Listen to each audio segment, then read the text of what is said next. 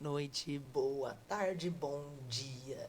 Nós estamos aqui hoje para apresentar o nosso podcast, né? Composto por mim, André. Flávia. Eu, Késia. E nós somos o Pode Ser, o podcast perfeito para você. Hoje nós iremos abordar as perguntas sobre o Enem, como o Enem aborda tanto a questão de língua portuguesa, tanto a questão do Enem. E nosso convidado de hoje é Francisco Estefogo, membro da Academia Taubatiana de Letras e também pós-doutor na PUC. Além disso, ele é professor da graduação e do mestrado da Universidade de Taubaté. Professor, seja bem-vindo. Obrigado, André. Obrigado, Flávia. Obrigado, Kézia, por essa oportunidade. É muito interessante e feliz a escolha de vocês poderem ter essa temática, né? Vocês que, a rigor, acabaram de passar por esse processo de Enem o ano passado, né? Então, trazer isso à tona para a gente discutir, correlacionar com a língua portuguesa, eu acho que de grande valia.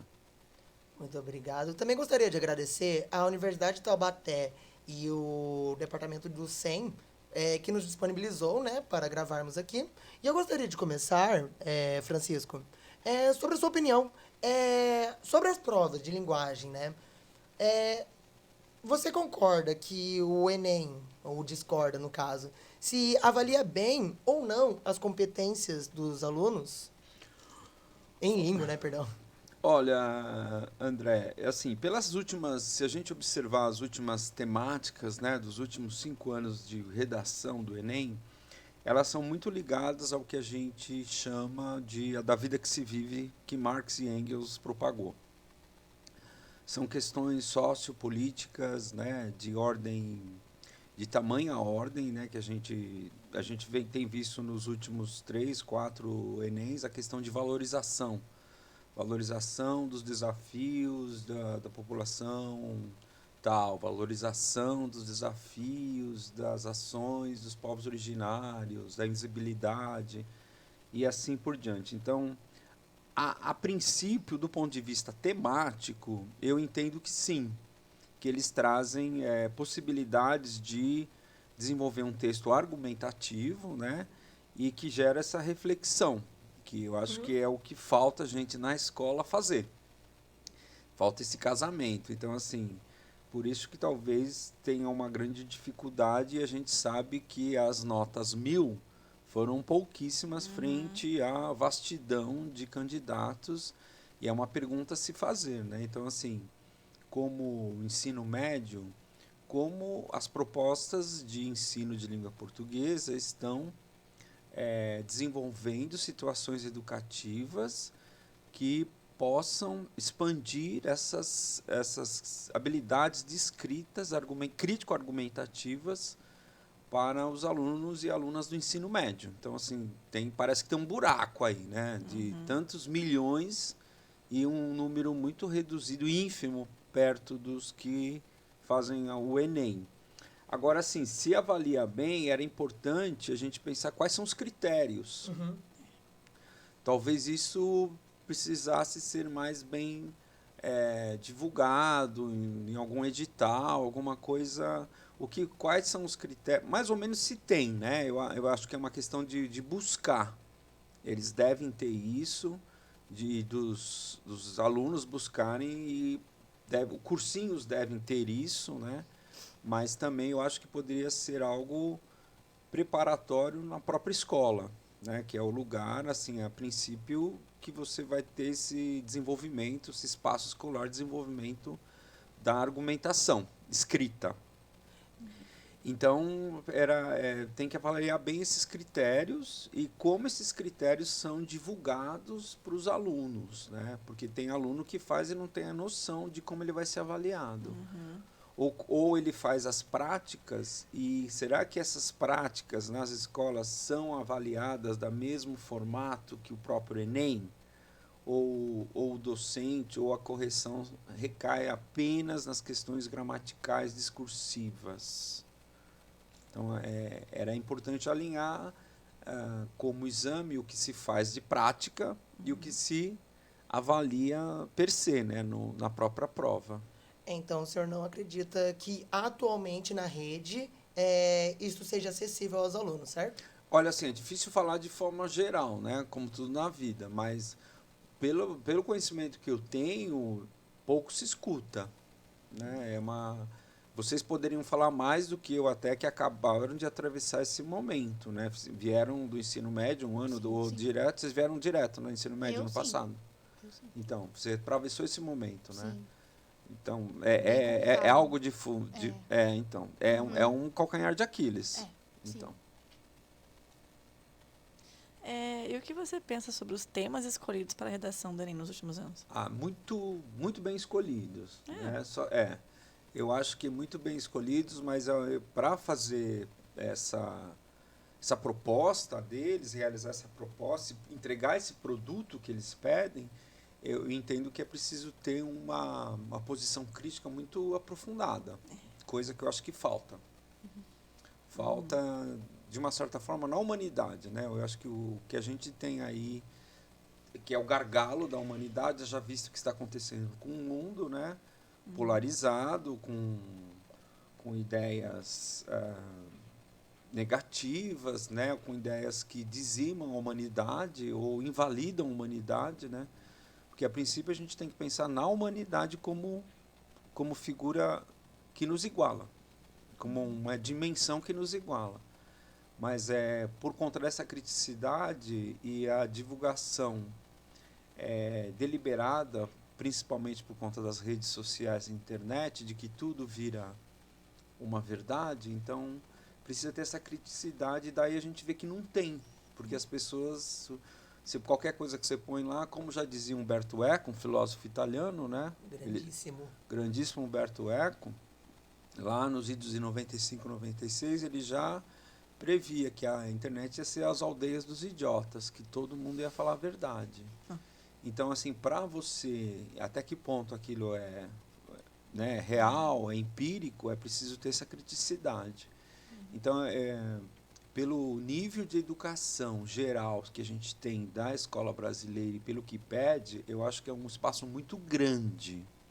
E por isso eu acho que poucos conseguem alcançar essa nota máxima 1000, porque falta essa criticidade, falta argumentos, falta repertório, falta vivência. Em sua experiência, Francisco, que mais assusta ou desmotiva as pessoas, os estudantes, com relação à prova do Enem? Olha, eu acho que não é só da prova do Enem, Kézia, mas o que mais me assusta é as pessoas não lerem. A gente, com o advento, inclusive, de novo, né, assim, eu não tô criticando a internet, eu acho que é um grande passo da humanidade, né, nos últimos 10 anos, o que a gente consegue por meio dos celulares e outros gadgets de acesso à internet, né? Mas isso a gente tem indícios, né? O Brasil nunca foi um país que lê muito, e isso tem cada vez, pelas pesquisas que eu acompanho, caído muito mais. Isso me assusta um pouco, né? Porque volta aquela questão de você não ter repertório, não ter vivência por meio da literatura, que é um grande manancial epistêmico, de ter o fortalecimento, o desenvolvimento, a potencialidade do pensamento crítico. A gente não tem. Então, é um caso que me assusta, que para você fazer uma prova dessa, sem auxílio, por exemplo, sem o suporte de cursinhos, que são caros pra caramba, e a gente sabe que é uma elite branca hétero cis que consegue, né? Só. Então, assim, a grande massa não tem acesso a esse reforço, a esse apoio do cursinho. E aí, baseado na internet, no celular, dificilmente acho que vai conseguir, porque ali está cheio de verdade dos idiotas, como diria Humberto Eco. Então, de novo, tem uma demanda muito alta dos últimos temas que a gente falou, né? Valorização de várias questões aí da visibilidade, de gênero, foram algumas coisas nesse sentido que eu me recordo assim, dos últimos 5 anos, né? Da mulher, né? Teve uma questão do papel da mulher na sociedade, né? Foi no ano retrasado. Isso. Então, assim, são temas muito pertinentes. Mas aí as perguntas que eu faço, isso é debatido em sala? que como conhecimento científico advindo de literatura, de livros, de leituras, podem fundamentar um argumento desse. Eles são lidos? Então isso a gente sabe que não, ou muito pouco. E aí isso me assusta. Uhum. E isso faria parte de um dos desafios que os alunos enfrentam com a relação, tipo, de se preparar para o Enem? Sim. Isso influencia bastante. Sim, porque aí a gente vai ver que os que têm esse acesso a um repertório a rigor mais vasto, mais amplo, para poder desenvolver esse pensamento crítico e ter argumentos, ele acaba sendo um funil que vai parar na elite branca hétero cis. Uhum. O papo tá muito bom. A gente gostaria muito de continuar nesse debate.